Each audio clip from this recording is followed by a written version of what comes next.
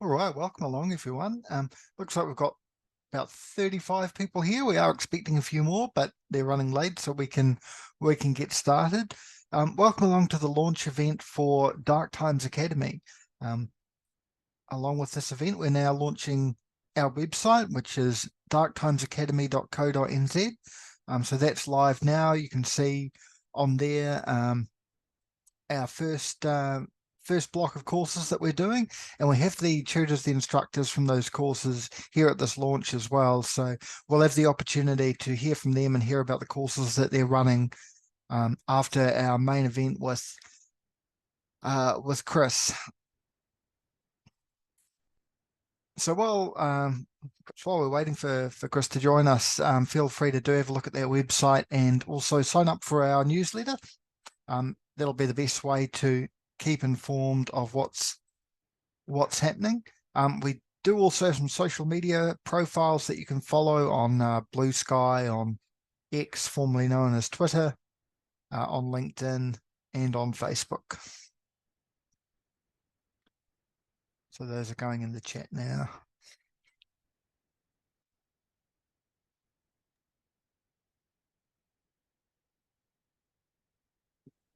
All right, excellent.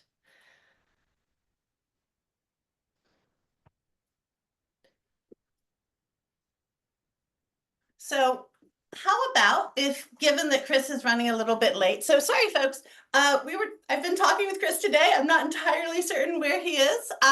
Hopefully Chris will be along shortly and we'll be able to hear from Chris. But in the meantime, Byron, how does it sound if we go ahead and move into talking about the classes and we can just sort of reverse that?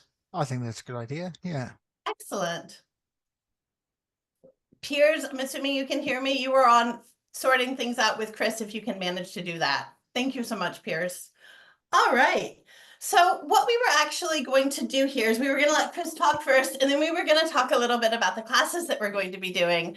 But given that Chris is running a little bit late on us, what we're going to do instead is go ahead and let our instructors talk about their classes and sort of tell you what they're going to be offering. So the idea for Dark Times Academy, Byron, do you want to sort of talk a little bit about how we got here and sort of how we decided to do this? Yeah, well, a few other people who are attending now will know myself and Mandy from the Climate Disinfo Night School that we ran earlier in the year. And following the success of that, we decided there's an audience there for this kind of community education, something that is looking at important issues and not afraid to be a little bit more political than what you might find at your local community ed provider. We're calling it community education with a critical edge. So we're going to have some courses which you'll be hearing about soon, which have a lot of similar themes to the Climate Disinfo Night School, courses that look at climate change related issues and disinformation related issues. But we're going to be branching out into doing a whole lot more as well. And we're also doing this as an opportunity for people who may want a bit of a side hustle teaching an online class. This will give them an opportunity to do that. So certainly if you're interested in teaching with Dark Times Academy, definitely reach out to us, which you can do through our website, or if you happen to know us already, I think it's fine just to get in touch with us however you normally would and have a chat with us about what you might be interested in teaching. And of course, definitely if you are interested in taking a class, you can register for those first ones now.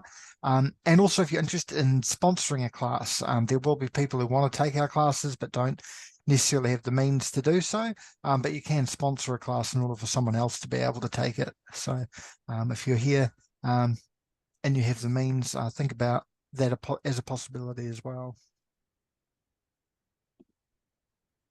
Absolutely. So we are working on getting those links to you now. Can you pop them in now? Does it let you do it? If you click on that again. There we go. Those links will come out to you now. So we have got an incredible group of instructors who I think are absolutely, Chris is here. Woohoo! Oh, wonderful. I'm going to go ahead and promote Chris up. And then we'll go ahead and reverse things. Thank you so much for bearing with us, everyone. Hi, Chris. It's awesome to see you now. You are now. Yeah, welcome. Excellent. Can you turn your video on? It should let you. I will Work this out. Yeah, sorry. Why is that not letting me have my video on? Uh, Let me. I can't even see that. I can see a mute. Bear with. Bear with. Sorry, it's time differences. But No what worries. I will do is I will come out and start again. I'm not normally you get like a video camera to let me click on and off, but I can't see it at the moment. So what I'm going to do, bear with. I'm going to turn off and come back in. And sorry for You these. might be sure to follow the link that I sent, or the one that Zoom sent, that is the panelist link. I don't know that it will make a difference. Yeah, that might be it. Okay, yeah. Cheers. Thanks. I'll be back in a sec. No worries at all. All right. So while we wait for Chris to come back, so one of the things that I think is really, really sort of important right now is to give people sort of an opportunity to really get together and do the kind of learning that can happen sort of on Zoom and in more in-person environments. And that's part of what we wanted to bring, and part of what we think is both very important and also really quite different from a lot of the other online learning options. So things like Skillshare, for example, that have you doing the sorts of learning where it's all pre-recorded. We really wanted something different from that. Chris, is that you? I have to admit, I've never seen your face before, but I feel like that's your face. Yeah, quite right, Mandy. It is. Excellent. It's so wonderful to see you and have you here. I'm absolutely delighted that you were able to join us for this, because we really wanted to make this event focused on learning, focused on really important social justice issues, including climate change. And your book is probably the most influential book that I've read over the past decade in terms of climate change. And so I was really keen when I saw that you were in our hemisphere to have an opportunity to have a chat. So thank you so much for joining us. Byron, do you have the first question, or do I have the first question? I've got the first question there. Thinking we should just start with getting some basic definitions out of the way. So can you talk a bit about what you mean by liberalism and guardrails? Thanks, Byron. Yeah. So it's one of those terms. We use these terms, don't we, like community and liberalism. There's all sorts of terms we use, and then we try to define them, and we sort of come unstuck a bit. And there is a number of different definitions one can look up for liberalism. All have their own merits. For me, liberalism is a political system that prioritizes or foregrounds the individual over the collective. And in terms of climate change, it's a perspective and a system which supposes that climate change can be fixed through individuals making the correct choices in terms of their behaviors and their consumption to bring about a solution to climate change. And so liberalism is, in essence, and the shortest definition is that which prioritizes the individual, and that's historically has been tied up with ideas of individual property rights, etc., and the freedom to, as an individual, do what you want as long as it doesn't harm anyone else, etc. But for me, it's that prioritization of the interests of the individual over the collective which defines liberalism, which I use in the arguments I make in the book. And the term guardrails, how are you using that?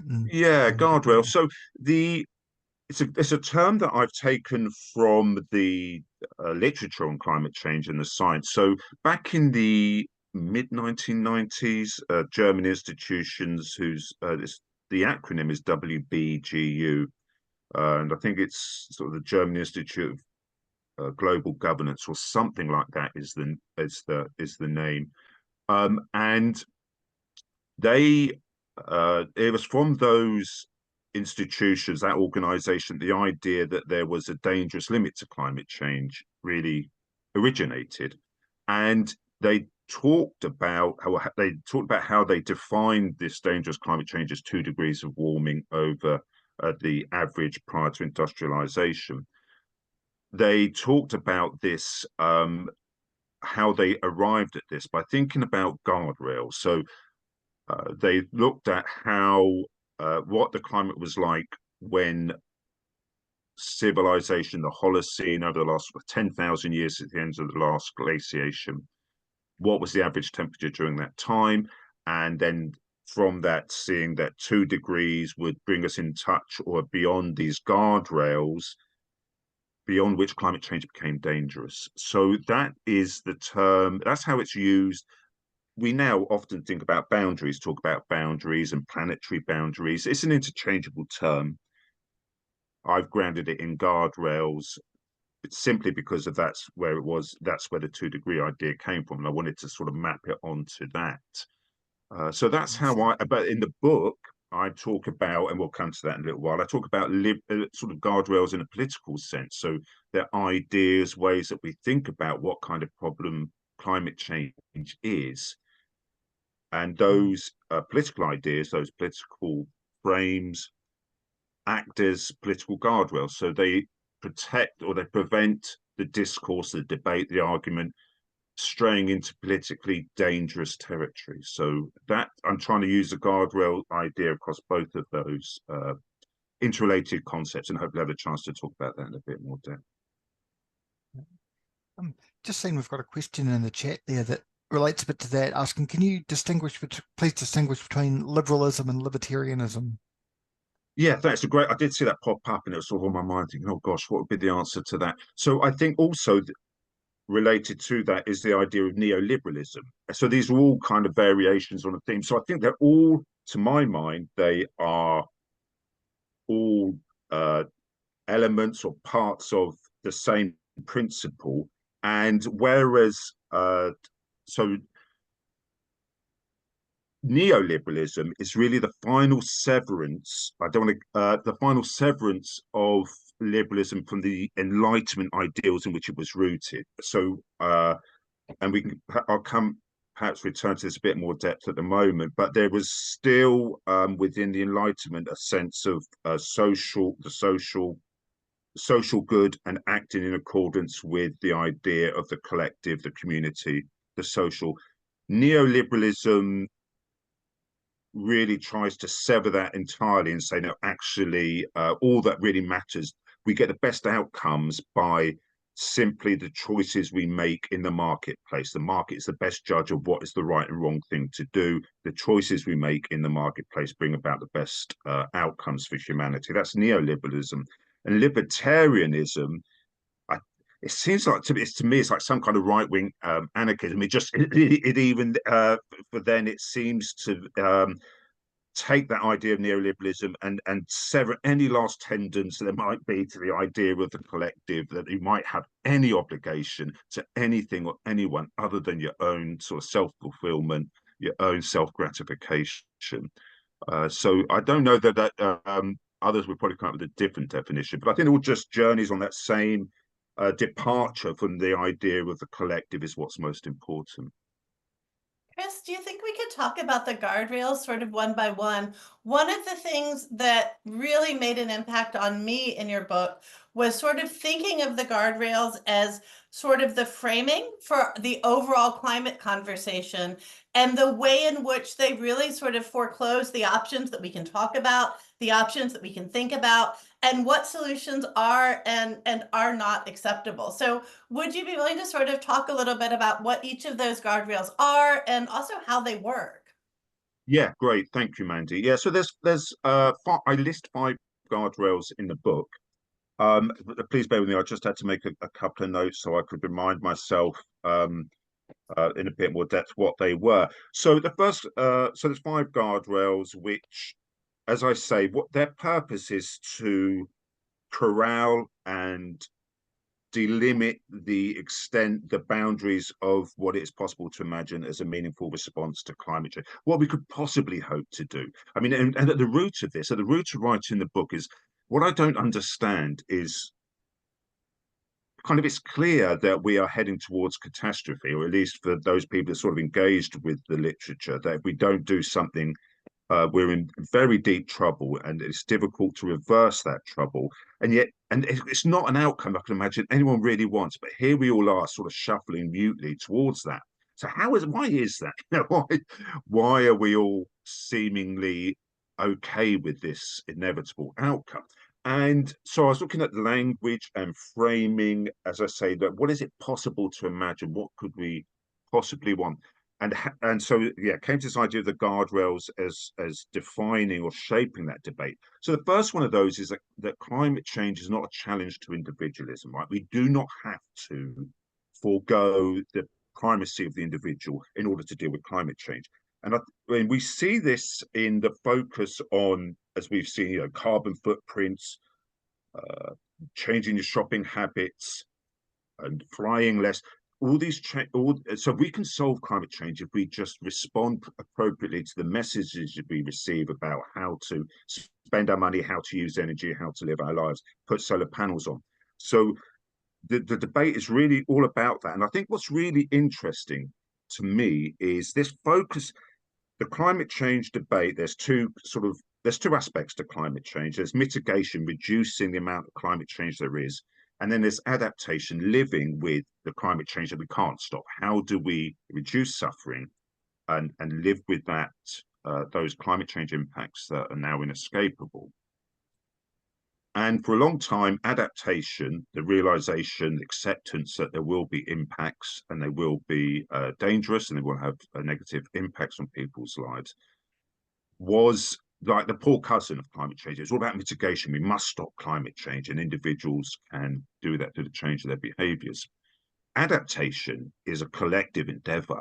It's like if you want to control how water travels down a river and where it does and doesn't flood, that is a decision that has to happen at a collective level. If you want to protect a town, people from the impacts of climate change, those are infrastructure changes, they're collective actions. So partly, I think the focus on mitigation, individual behavior changes, because the primary goal, when we talk about climate change under liberalism, what we're talking about how to legitimate liberalism in the face of a crisis for which it has no answers. So the focus on, if you just change your behaviors, if you freely choose to change your behaviors in the supermarket and on Amazon and wherever else, we can solve this. So that's the first guardrail.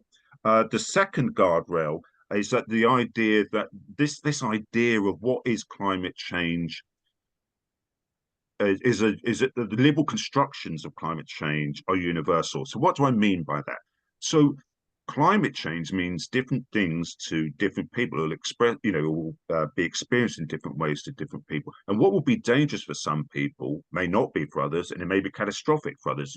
But nonetheless, liberalism is defined as a single, global, universal, dangerous limit to climate change. And that's either 1.5 or 2 degrees. No one seems to know what it is, which perhaps speaks to the weakness of the argument a bit. And so that's the second guardrail. That there is this, and who knows it? Who can measure it? Who can monitor it? Who can actually manage the world in that way? Well, it's the global north with all our infrastructure, all our technology, all our military. So it's an act of power. It's an act of control. This idea is a single global dangerous limit for climate change. Back when I did my PhD, I spoke to someone who does a lot of work in the global south, and he recounted how he'd been to a conference and that he'd spoken to some people there from the organization 350.org, which Bill McKibben set up, and that it's going to keep global concentrations of carbon dioxide to 350 parts per million. And it was 2 degrees. And he was talking to them, and he said to them, well, look, the people I work with, the farmers, etc., in the global south, this means nothing to them. 2 degrees. It's got no relevance to their life whatsoever. And he recounts that actually the interests of these 350.org people speaking to him just dropped away as soon as he countered or questioned the primacy, this idea that there's a single global dangerous limit for everyone and we should all be talking about 350 or 2 degrees. So there's that idea. So that's the second one. I feel like sitting here on an island in the Pacific, that has some particular relevance to us here in New Zealand, right? And to certainly our brothers and sisters across the Pacific on small islands. What the idea that what might be a dangerous level of climate change for them be very different from someone sat in London or New York or wherever. Yeah. Like the folks in Kiribati might have other views. Yeah, quite. Yeah, and that's right. But they're not heard. They're irrelevant apparently. Third one. is that it's not an historical phenomenon, right? So we don't need revolutionary change. We don't need to upend everything. We can, through reform, regulation, through incremental changes, we can solve this issue, and we can carry on. There is a zero carbon, zero emissions, unimpacted, liberal world awaiting for us in 2050. Right? We just hold tight, do what we're asked. We don't need massive, we don't need all these protests. We don't need to attack capitalism. It's fine. We've got this. So that's the third one. The fourth one is that technology will save us, right? So again, this has been for a long time. It's one of those terms like liberalism, technology. It's very much disputed, and everything's a technology, whether it's a stick or a computer. But this industrial mass technology, which it no longer, it's sort of created a world which doesn't need us anymore, right? Almost we're estranged from the world. Technology can run the world. It can solve all our problems. It is the God that will save us. Anyone who questions that is, they are questioning something that's sacred. They are a primitivist, they're a Luddite, they're irrelevant, they want us all to go and live in the caves. And it is a force greater than us, right? We've got no control over it. And I think the conversation around AI really reveals that strongly at the moment, where it's like, what can we do about AI? Well, hope, some people said, well, we should regulate, we should try and limit it. The idea that we would stop it, it's not, we can't stop this. This is like a force of nature. This is God's will, So there's that idea that technology, whatever we do, technology will save us. And the last one is that news stories will save us. And again, this is like, and I don't want to contradict myself because I think language and words are important here, but there's this idea that to avoid any kind of class conflict, any confrontation with power, we don't need to do that. We just find the right stories and nice stories, and we'll all say, oh yeah, that, of course, and we'll all change our mind and everyone will live happily ever after if we just find the right stories. Those are the 5 guardrails that I identify and speak to in the book. News stories will save us? Yeah, that's what I was just talking about. I was saying it's like as an alternative to social unrest, or actually the material changes that are needed in the relations between social actors, relations of power, how we relate to each other and the world. We don't need to reconfigure that. Like we went from whatever hunter-gatherers to agriculture to feudalism to capitalism. These are like historical changes. We don't need anything like that in order to deal with climate change. Yeah, absolutely. So how do you see these guardrails playing out in political and discursive communities and in activist spaces? Yeah, it's a great question. So there's only one story. If you want to talk about climate change today, you don't even need to say the word climate change. You say net zero. Okay, so net zero has replaced climate change. Really, that's the goal. That's the outcome. There is no climate change story without the net zero story. That and everything we say, everything. I'm not even really I'm exaggerating a little bit, sure, but in the mainstream, really, it's all about net zero. It's not about climate change impacts. It's about well, is net zero too expensive? Is net zero fair? Is it just? But it's all net zero. And what's really interesting, the way this works out, I think, is that I'm seeing this kind of division amongst those who are really engaged with the debate between, it's collapse. We face collapse. It's the end of the world. It's no point doing anything. And then you have the boosterists, I guess, if that's the word even. But the people, the net zero storytellers, people committed to that. And that, so like net zero is offered as the answer to the collapse narrative, right? No, you're being pessimistic. You're the reason we won't solve this.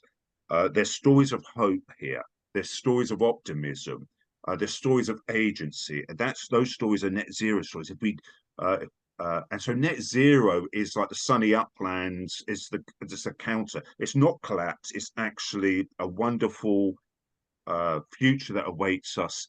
And so what it does is it actually, I don't know if there'll be a collapse. So I don't think there's going to be a lovely unimpacted world. I think probably, but I can't tell the future. I operate on the principle it's going to be somewhere in between. we can create. This isn't a pessimistic story I'm trying to tell here. We can create a different world and a better world, but we won't be able to do that under the conditions that we used to. Right? It'll be under degraded, less uh, uh, yeah, less productive, less generous conditions, less stable conditions. That's just a science. Okay, that's not me making that up, but that is the science. So we're probably going to have to scrabble around in the ruins trying to build something new in a slowly sort of degrading world or fastly degrading world. But these guardrails, they won't have that. They won't allow for that. They won't allow for the stories of adaptation. So they talk about just transition and all these wonderful other sort of ideas of a beautiful future. But in denying the need for adaptation, what those narratives are doing is they're preventing societies can organize effectively to adapt to climate impacts with a shared understanding of what those risks are and what's coming. And so these guardrails are actually dangerous because they're preventing us facing that reality, and they're promising something that isn't available to us anymore. Unfortunately, that's, as I say, that is the science. So that's how it's playing out. You either talk net zero, or you're out on the margins. You're not interested. You're talking 1.5 and 2 degrees, 450 parts per million, net zero. That's the language. Any other language, any other way of being in the world, any other suggestion about how we might live, it's just, it hasn't got a room in the debate. So that's how it plays out in essence. And I think, as I said, I think it's very dangerous and very unjust and prevents a just response. One of the chapters in your book covers interviews that you did with people working in climate. What were the themes that emerged from these interviews? Yeah, there was it was very interesting. So when the people I spoke to, they were from around the world, and they were people. I selected them because they've been a involved in climate change. Well, a, because they would speak to me, right? So, I chose people who would responded to my emails and my requests for interviews. B, I include those interviews where I didn't mess up the recording, so there's 3 or 4. The recording didn't go very well. Anyway, so I ended up, I think, with 17 interviews or thereabouts, and I was very grateful to the people. And there were people who've been involved in the climate change story for a long time, and who were pretty active in social media, who I felt were kind of influential, and they were part of the story setting agenda. And I wanted to understand. So the IPC, so I started these interviews with the quote from the IPCC, which I include in the book, and I will paraphrase it here, but it says, in essence, the IPCC said it will not be possible to build a just, fair, and sustainable future without radical or profound changes to our political systems, ideologies, worldviews. So I thought, right, great, So I asked people, do you agree with what the IPCC is saying, that it's this level of change to our understanding of ourselves and our place in the world and our relationship with each other? Do you agree with that? Yeah, agree. Absolutely. Okay, good. Do you think we're going to be able to bring about those changes? Well, I don't know.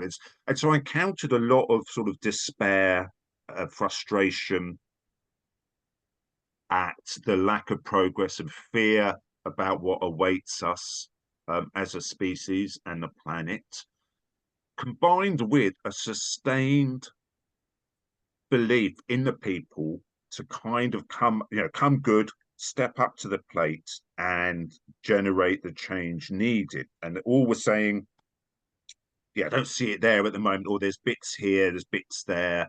But overall, the one analogy someone used was, it was like mushrooms. The mushrooms are waiting under the grass, under the ground. You don't know that there. One day it rains, next day you go out and there's all these mushrooms. So like there's under the ground, unseen and unknown, is this growing movement amongst people, growing awareness, growing desire to act on climate change. And if we just keep pushing away with this, then we will bring about, people will awaken, and we'll be there ready to harness that energy and create the world that we want. Now, one of the participants I spoke to, who's very prominent in the climate change debate, he spoke about the working class. He has a lot of working class friends, and we spoke a bit about the role of class division between the working class and the liberals, who are coming into people's lives and saying, well, you must do this, you must change your behavior in this way. And it was interesting to talk about the fact that and this is my experience, that the working class generally, I think in some ways are the answer. Generally, I come from the working classes myself. There's a sense of just kind of like, I'm happy just doing my job, getting on from day to day. I don't really want the responsibility of having to save the planet. Don't really want people better off than me and better educated than me coming along and telling me what I should and shouldn't do. And this interviewee was very sympathetic to that. Why should they have to do that? And I think that again, I think that's true. And I think when you ask people in surveys, they'll say, "Yeah, I'm very worried about climate change," and I think government and business should lead the way on this. It's not something I could do as an individual, but I back efforts to tackle climate change. And I think the people who say that are correct and right to identify business and governments as the primary actors, but this is pushback a lot from researchers and academics and others that no, we'll all do it together. It's people, business and government in tandem doing it. But I don't really see any, and this came through in the interviews as well, but I don't really see that happening at the moment. But the people are sort of waiting, the interviewees were broadly thinking, yeah, the people step up to the plate, then government and business will respond, and we'll all sort of skip happily hand in hand together as one happy family into this net zero future. So your book seems to offer a really stark contrast to books like Hannah Ritchie's book, Not the End of the World. So one of the things that I noticed was sort of the strong difference in the reaction of sort of the larger discourse to books like hers versus books like yours. What role do you think books like hers play in the climate discourse in contrast to books like yours? I haven't read the book, but I did see discussion of the book on Twitter, and I think it got the backing of people such as Bill Gates and others. So I think that we see this boosting, and I'm not saying this just because everyone's ignoring my book, not out of jealousy that I didn't get the same coverage. I'm sure the coverage was well deserved, and I'm sure it's a very excellent book. I've not had the chance to read it yet. I think it, as far as I understand, it says that a better future is here, or the seeds of it are here, and they are present in the technologies, in the social systems we have. And so it reinforces the idea that we can't imagine a different future. Now, I remember Noam Chomsky saying a while ago, it always stuck with me, it must have been a few years ago. He wrote that when we sit at home and we're watching the TV, we may have a thought about how we want the world to be different and how it could be different, why it should be different. But we don't hear that idea being articulated by the television, by the media, by our colleagues, by our family. So we think, well, I must be a bit crazy for thinking this. And so we retreat into it. We never say anything. And actually, but we're all thinking it in our own heads. And so it sort of forecloses that chance for a different narrative to appear. And I remember in the UK a few years ago, Greenpeace were infiltrated by the police who stole the identities of dead babies. They went around the graveyards, got the identity, or went through the records, adopted those identities, got the activists pregnant, did all sorts of things to close down the efforts of that organization to create a different future. All these, what's the connection? The connection is the opportunity or the desire, efforts to tell a different story get shut down all the time. So when you go to the public and you say, what do you want from the future? What sort of future do you want? Or how much do you support net zero? People say, yeah, I like it, etc., etc. They've got there's no other alternative put in front of people. What it's possible to imagine or wish for is really constrained and further constrained by books such as those which say it's okay, it's going to be fine. And so for those reasons, I think that again, it's contributing to this closing down of the possibilities of imagining a different future. I don't know how much time I've got. There's sort of like a bit of a backstory to that, a bit of a history, if I can just quickly run through, which I think. Yeah, certainly. Absolutely. We're good on time. Okay, great. There's so much I want to say, but yeah. So I've been reading some books, various texts a while ago. I think that book and books like those are part of, they are the doomerist books. They are the pessimistic books ultimately. A book that came out a little while ago called the End of the Enlightenment, or The Death of the Enlightenment, a historian wrote. And he said that the Enlightenment was still bought. So liberalism for me, I love liberalism. I come from a working class background, and now I've got the chance to be sat here talking to yourselves in New Zealand. Wonderful. I never would imagine that. Liberalism it gave me that opportunity, right? So I don't want to denigrate everything. That's a wonderful opportunity, but it's kind of died. It's become sclerotic liberalism. There's this promise of experimentation, social experimentation. It's promise of openness to ideas. It's promise of being open to exploration of what freedom means. Has all gone, right? It's all just become very sclerotic, closed in on itself, and its primary goal is to legitimize itself. Really, when it's just falling apart and increasingly has nothing to offer us, as we see biodiversity losses, as political instability and climate change accelerating. This book said actually, so liberalism is should have come out of the Enlightenment, right? It says it, it's like it's born from the Enlightenment. So this book says that actually the Enlightenment was sort of stillborn, it died at birth because actually there's an end to the religious wars, but all that happened was that the rulers in Britain, especially, which is the sort of birth of liberalism, they took all those resources, all those opportunities, and they turned that into empire building. So freedoms within the country, the money, the wealth that the country was generating, all got diverted into colonial exercises abroad, which only increased the wealth, really, of the elites, the rich already. So immediately, like, the promise of enlightenment died. And then what also happened is the French Revolution in 1788, if I got it right, 1785, again was okay. This is the birth of enlightenment. This is freedom. This is where the people come and recreate the world they want. And then this thing called the Terror happened, where many people were sort of guillotined for not being on course with the story, or the counter revolutionaries, reactionaries. And so since then, liberalism has said, look, this is what happens when you have profound change, when you have radical change. The world ends up in violence and despair. You shouldn't hope for too much. You shouldn't hope for too much to be better. And Churchill, at the end of the second, or some point, he said, democracy, and I'd say democracy is ought to be used as an interchange with liberalism. I think about liberal democracy. Democracy is the worst system that's ever been invented, except for all the others. So what we're getting to with these books, and at the essence of it, you can really map this onto these guardrails things, which says they promise that it's no point wanting a different world. Okay, that we actually implicit in those targets is that there will be impacts, there will be suffering, there will be a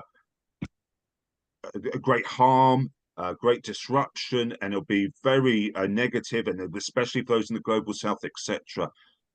So it's not ideal, it's not great, but it's the best we can hope for. And you see this in the discourse now. This is what happens, right? We no longer talk about avoiding the dangerous climate change. We talk about avoiding the worst impacts of climate change. You'll see this time and time again.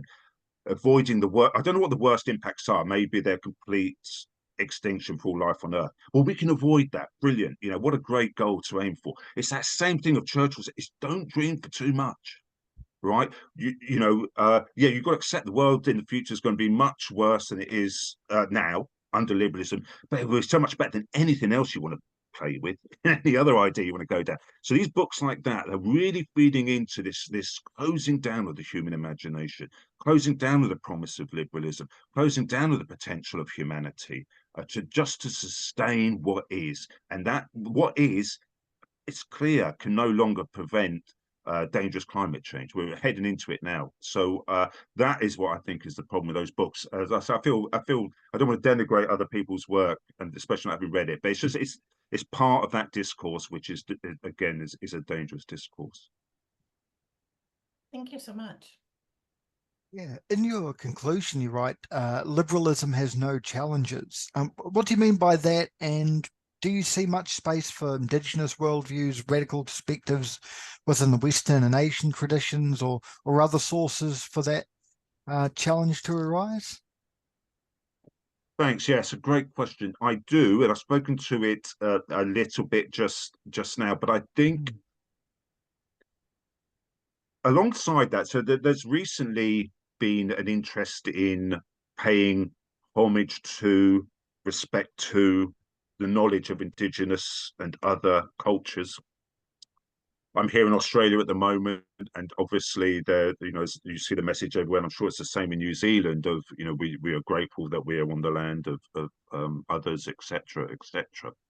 And alongside that, we see in research, in climate change research and related research, the idea that we might decolonize the research agenda. So we might allow other forms of knowledge to come into the picture and think about how we respond to climate change. So people say. Now, actually, I can't see how Western science is just going to step aside and saying, yeah, actually, no, over to you. Our way of understanding the world has not brought forward a solution. Let's move into a world where, for example, mountains have, the whole world is alive. Like Western sciences, as we know, others have done. The Death of Nature from 1980 is a great book on this.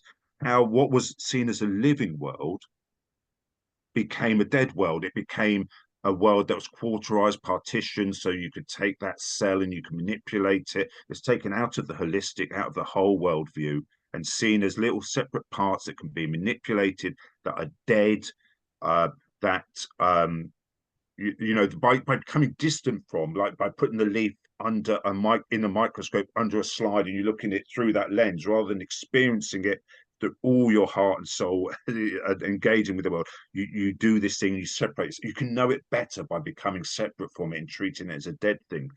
These are the Western forms of science, which I think, and I absolutely believe. I want to believe that I do believe that the indigenous forms of knowledge, where the whole world is alive, is where the answer lies.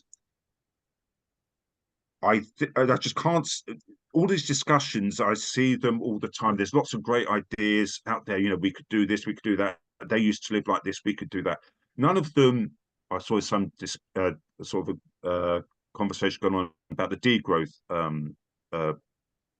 story, for example. This million, could this save the planet? Is this, could this stop climate change, etc.? None of them really talk about how would you overcome the existing power relations to implement them and make those the norms, or where we actually have to do that, Byron, because this, we know that monocultures are bad, right? Monocultures become diseased, they die. We grew up, our civilization, our intelligence, our consciousness, the world's consciousness arose in a very diverse world of different climates, of different biospheres, of different geologies, of different processes, of different cultures. And that richness and diversity is where sustainability comes from. But what we've got is an increasingly liberal monoculture, and that we need to rewild the world of ideas, and that does mean bringing in those both from the West with radical ideas, but also from indigenous cultures. But we're not doing that at the moment, so we must do that. But it has to come with a discussion of power. How do we overcome vested interests?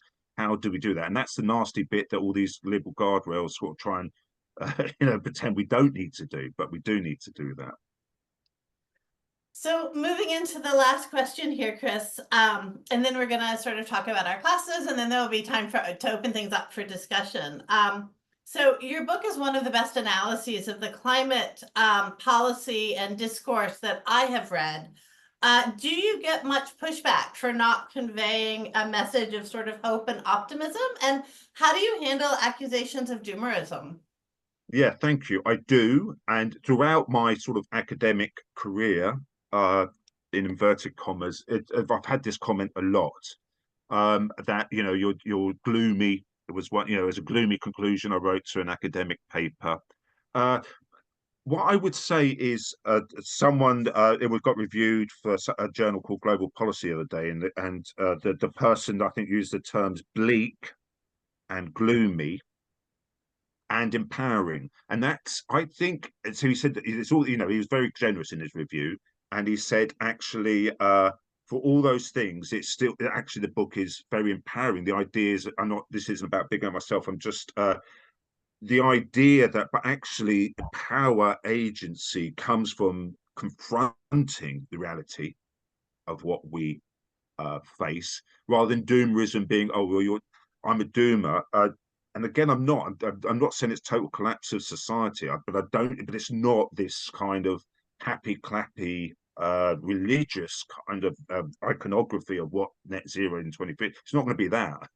So it's only by confronting that truth that we can adapt and build the social systems and change how we live in a way that actually we do build a just response. We are fair. We are looking to the future, and we are building a world with meaning. At the moment, this technocratic net zero stuff, it's just bleak. I mean, that's what I think is bleak. It's dire. There's no love. There's no life. There's no heart. There's no gut in it. No stomach in it. There's nothing of the human spirit in it. It's just machinery, and it's just technique. It's just technology, and it's consumption. It's just the vision of this forever and ever. And I can't think of anything more doom laden or bleak than that.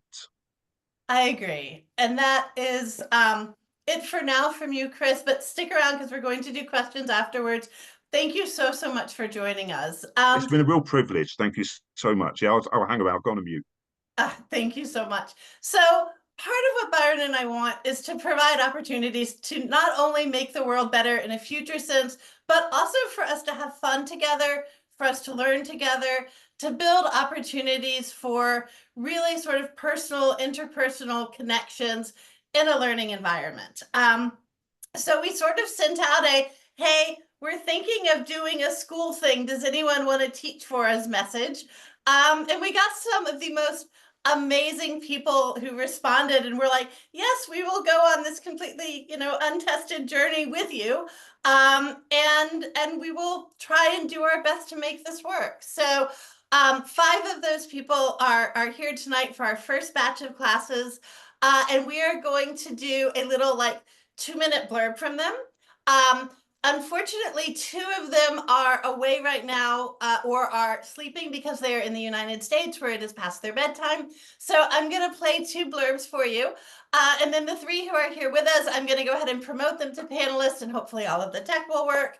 And they're going to tell you a little bit about their course and how you can sign up. We are not the world's most skilled marketers, so any sharing that you can do would be phenomenal. Any sort of spreading the word to help us and our instructors out would just be amazing. So talk amongst yourselves while I get a video geared up.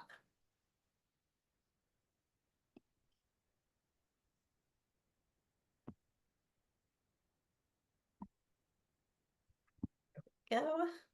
So our first one is going to be from an amazing disinformation expert called Brooke Binkowski. And let me have one quick moment here. You have to go away. I don't want to see that. Okay, that's good. All right, give me one moment here, and I'm going to share my screen and I'm going to share my audio. And it's all going to work exactly smoothly as it should, right, everyone?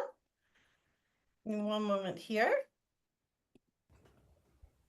Hi everybody, my name is Brooke Binkowski and I am a journalist and disinformation and counter-disinformation expert out of San Diego, California.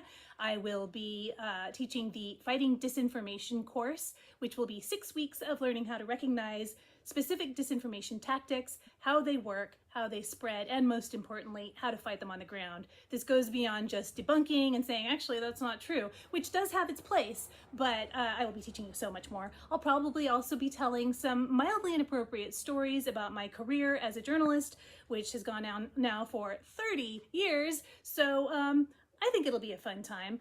There will also be minimal assignments and some reading, but it will all be very interesting, I promise. Thank you, and looking forward to seeing you then. Excellent. I feel like that actually worked. It did. I hope everyone was able to hear that. Thank you so much. And thanks to Brooke. Brooke is absolutely amazing. If you don't follow her on Blue Sky, you should. Hopefully you all have the link now and you can go and look at her little Reggie page. You can also check out our website, which is a thing now, thanks to Byron, and learn more about her and more about the course. And now I will do the next one, which is Tracy Nichols. So if you guys know Tracy, Tracy was very recently at Massey University.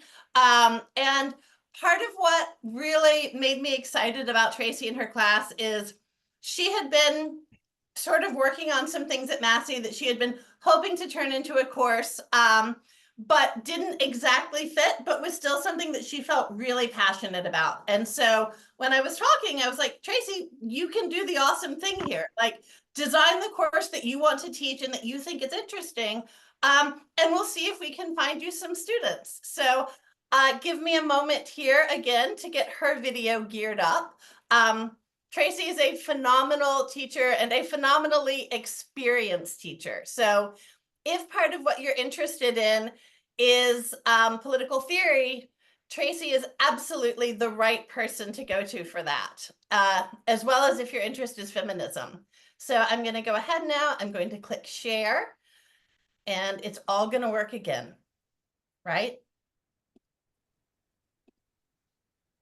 Kia ora koutou. Hi, everyone. My name is Tracy Nichols, and I am really pleased to be able to announce my first course offered through Dark Times Academy. I have been teaching for decades now, and since my graduate studies have been really interested in decolonization theory and feminist theory.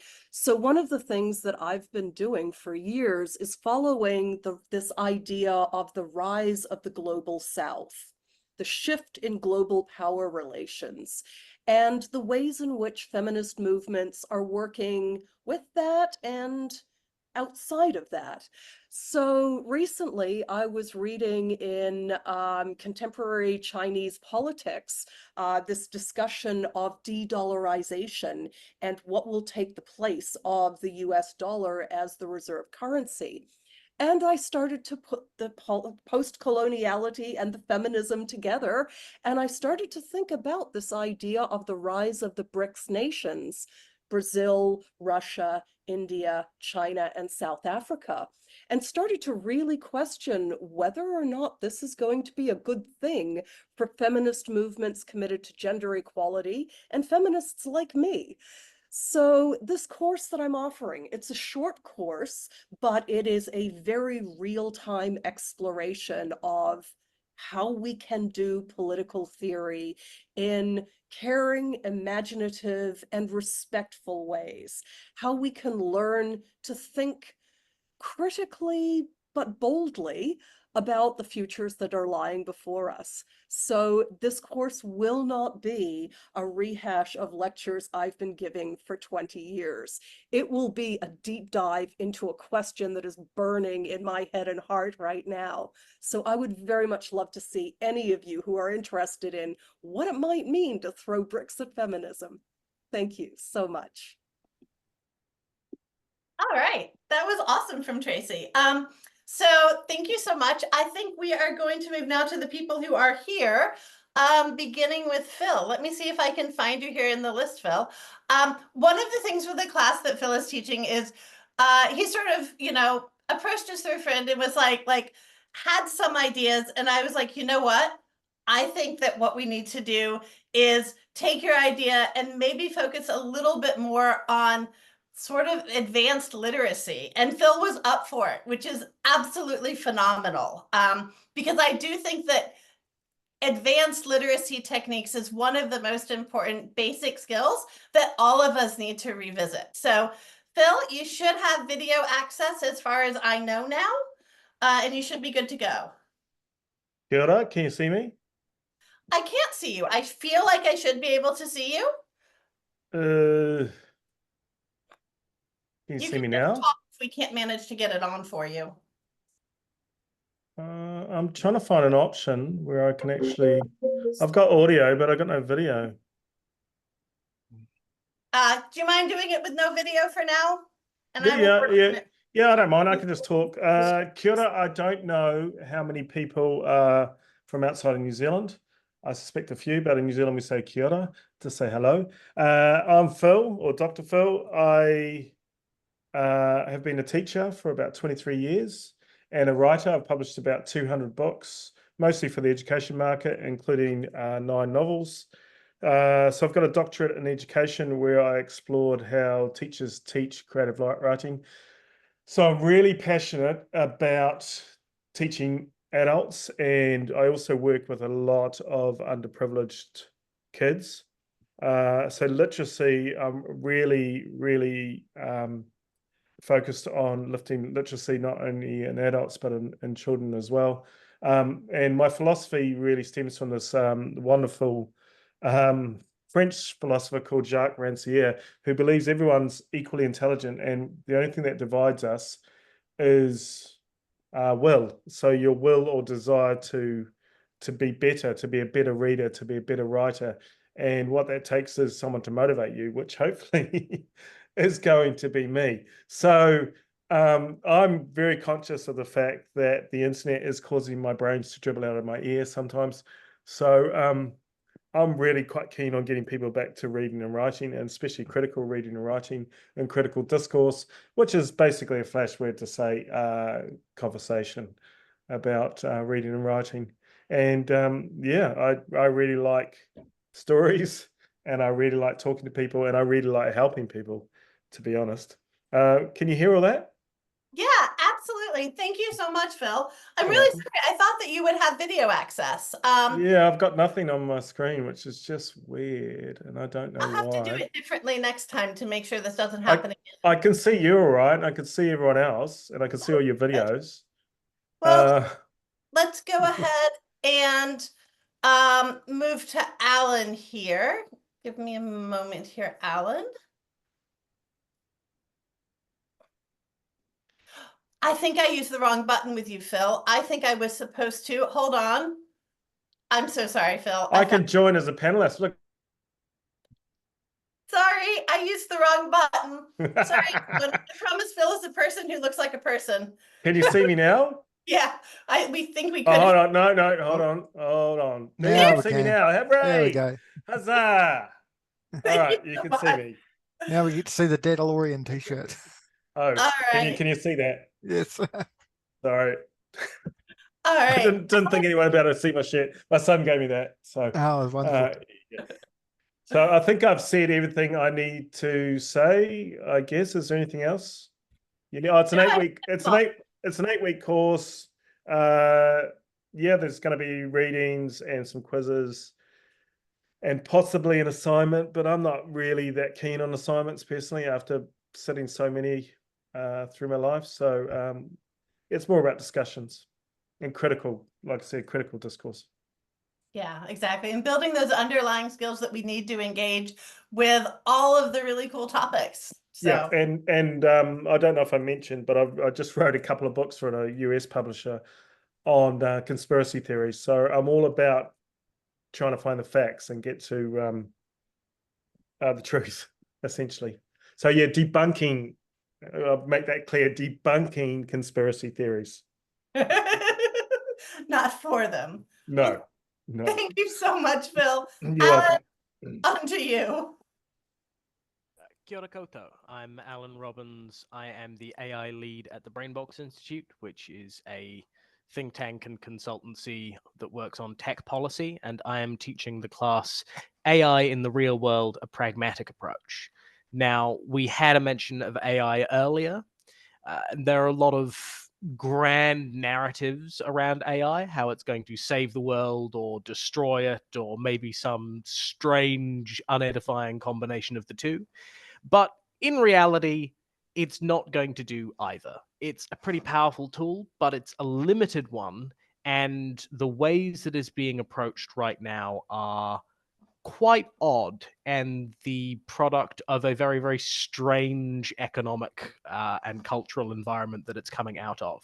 So what my course will cover is what AI actually is, how it works, what it can do, what it is doing right now to the environment, to culture, to society, to economics, where it's going, and how we even got here, where it came from, and what it explains about the context that produced it.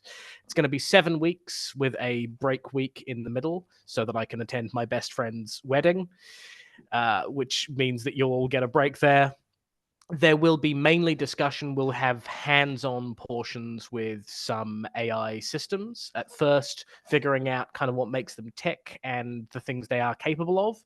And then more and more with a focus on how we break them down and make them do things they're not supposed to and what we can learn from that. What I want this course to be is a really, really practical, pragmatic guide that's just what you need to know about AI to understand and navigate a world that is increasingly impacted by it. We're not going to get super, super technical, but you will come out of this with a far better understanding of AI than most of the people you see pontificating on the subject. And I hope we'll do it in a pretty accessible and fun way too. That's me. Thank you so much, Alan. Excellent.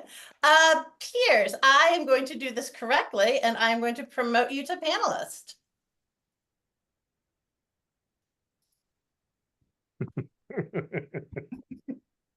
There we go. Maybe, possibly. Hello. Hello, everybody. I'm Right. Piers. Hi.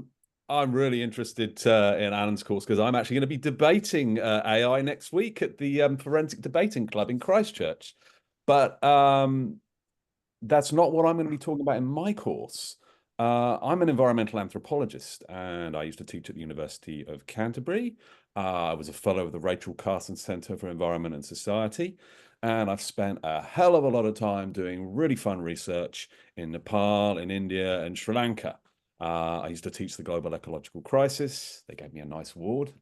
They said, Pedagogy of Hope, because I've been teaching the ecological crisis, and all my students were getting very, very upset. They were going, my God, what a sense of apocalyptic despair.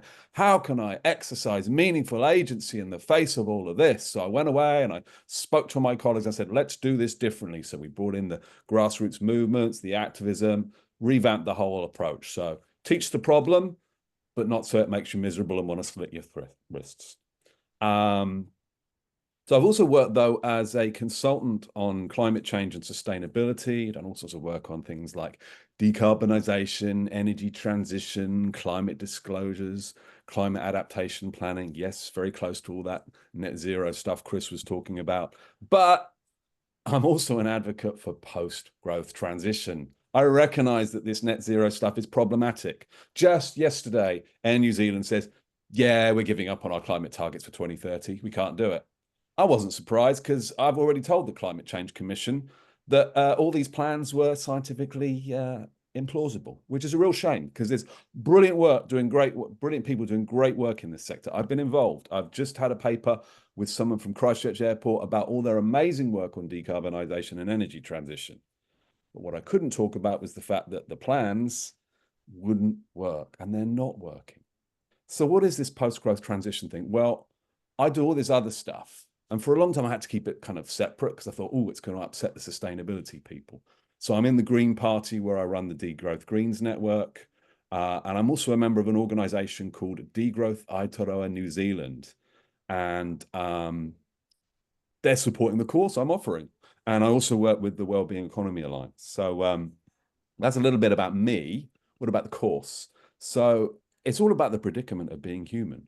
Being human in a world that's struggling to cope with the pressures that we're putting on it and that we're putting on each other. So it's about the planetary limits we're breaching. So I introduce a little bit of Earth system science. It's about the systemic risks we're facing. I'm going to introduce the sexy new ideas of polycrisis and metacrisis. It's about the dysfunctional aspects of our economy. So this is a little expedition into economic history and looking at the idea of economic growth and GDP, gross domestic product. But it's also about how we can rethink and reorganize our lives in the interests of a just and resilient future. That's the post-growth transition bit. And I still got a little bit of time. So this course comes from the position of degrowth. Now, that's a bit of a fringe idea. Until recently, it's been there. It's one of the bolder approaches to how the hell we deal with the human predicament. but it's gaining traction now. It was degrowthers last year who were the driving force of this big conference that the EU held called the Beyond Growth Conference. And that inspired me and my colleagues over here. And we said, hey, let's put on our own. So we put on the Beyond Growth Aotearoa conference in Wellington last year. So there is this exciting movement that's saying, how the hell do we cope with this crisis? How do we look after ourselves? How do we make sure we have fun? Imagine, not just imagine a positive future, but work out how we can get there. So that's what the course is all about. And there is also an opportunity if students want, but if they don't, no problem, for a project with my assistant. So I can help you write letters to newspapers, make a submission to government, report on your local community group or your local activist endeavor, or we'll even give you an opportunity, if you're really up for it, to write for the blog of the website or Dan's, where I've already been promoting the wonderful world of the Dark Times Academy. So that's me, looking forward to it. Thank you so much, Piers. And thank you all so much for agreeing to go on this journey with Byron and I. You know, doing something like this, pulling it together is an enormous amount of work. It's not like we have some secret investor standing in the background, and it absolutely takes people willing to be like, hey, I'm willing to try and teach a class. If it's something that you would be interested in doing, you can go to our website, and we have a contact form there, or you can just shoot us an email or ping us on social media. Because our hope is to be able to do these sorts of things quite regularly on a regular schedule. So thank you so much. If you could, we're going to hand things back over now to Chris and questions. But first, please subscribe to our newsletter. It's free. And I think we'll get a link through. Chris, would you like to take questions? Does anyone have questions for Chris, or I guess anyone else? And you can just raise your hand and I'll unmute you. I'm assuming everyone here is going to be polite with each other. There's a question for Piers on the Q&A. Oh, brilliant. Piers, can you see that? Yes, I can. Yes. So Michael says, Andy Warhol was the Pope of Pop. How comfortable are you as the Pope of Hope? And I didn't feel quite so comfortable with that. So he then said, is the Dean of Degrowth more comfortable? And I'm like, well, I prefer that because there's a serious issue actually to be had here. Hope alone would be naive. I remember just after the Paris Agreement, everyone was like, look, don't teach any doom, keep it all positive. That's the way to do it. I remember David Wallace Wells, he published The Uninhabitable Earth as an article, and everyone said, oh my God, all this worst case scenario, this is ridiculous. Everyone took the piss out of him. And now he's got a whole book about it. And now that we're experiencing the climate crisis, people are going, you know what? It's real. Hope alone is not enough. We've got to be realistic. So, yeah, it's not just hope we need. We do need anger, and we do need something else. Thank you. Are there any other questions in the audience or anything for Chris?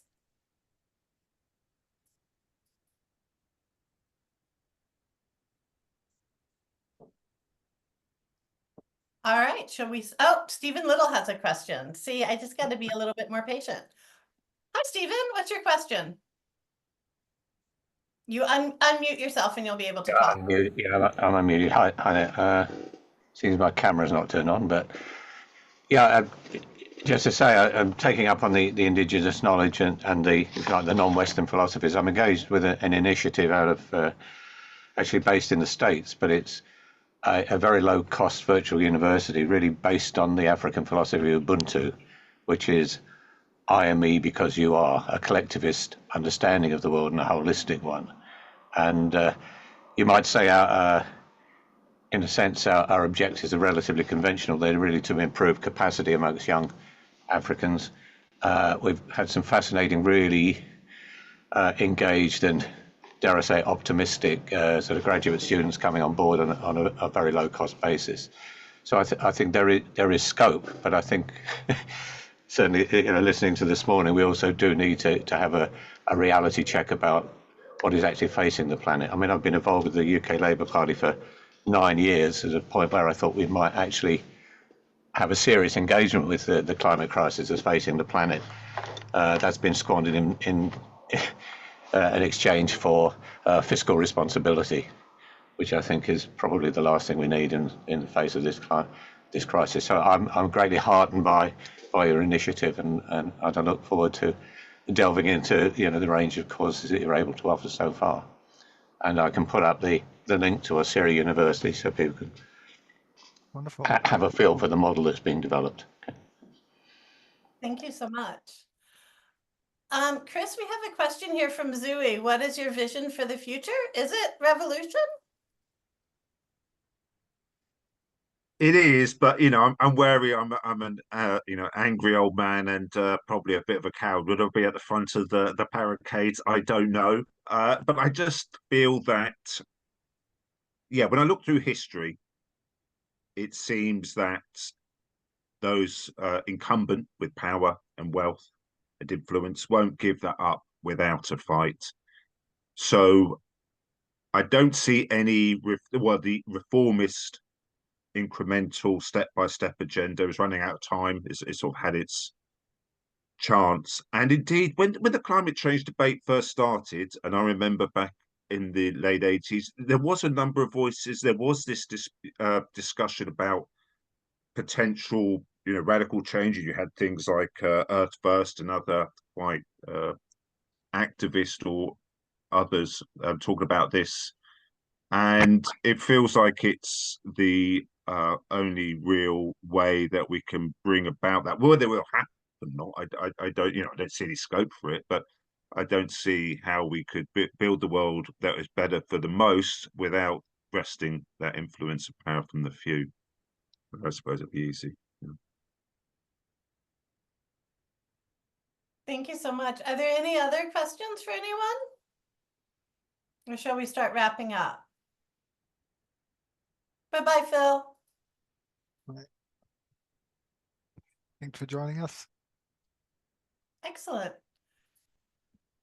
Yeah, thank you so much for the chance to be part, and for the I really appreciate it. So thank you, and it's really wonderful to hear all the great ideas people have got. It's a very inspiring group we've got here. So I'll have to revise my thoughts on what hope we've got. There's a lot of hope in, a lot of great work being done. So thank you, everyone. I really appreciate the chance to talk about my thoughts. Thank you so much. Thank you all so much for coming and spending what here at least is an evening, but maybe where you are, it is an entirely different time of the day. Subscribe to our newsletter, register and join us for a class. And if you're able, please sponsor someone else to take our classes. We're really hopeful that we're going to be as successful getting sponsors for these classes as we were for Climate Disinformation Night School, so that everyone who wants to is able to participate. Thank you all again. We're going to release the recording onto social media. Have an amazing evening, everyone. Byron, do you want to say a final goodbye? Yeah, thank you, everyone, both our panelists and Chris, of course. Thanks everyone who's come along to be part of this. Look forward to seeing many of you again and in the various courses and things we're going to be running. Thank you.